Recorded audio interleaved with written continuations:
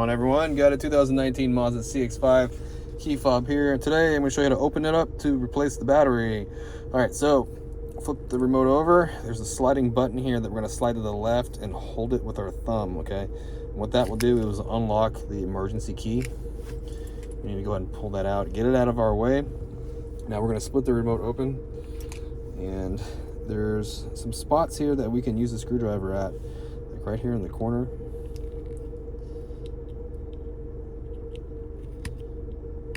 Okay, a little flathead screwdriver right here in the corner. Give it a little bit of a twist.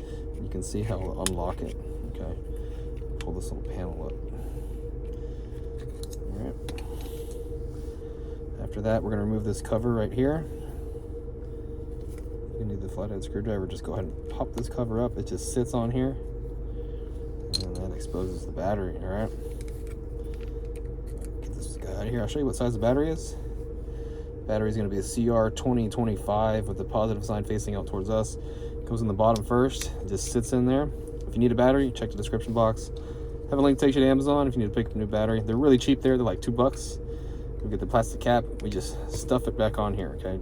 It just sits on here. There's a rubber seal that holds it. And we just get the back side of the remote, snap it together, put the emergency key back in, and we are all done. Hope the video was helpful, and it was. Appreciate it if you could hit that like button for me or leave me a comment. That would be great.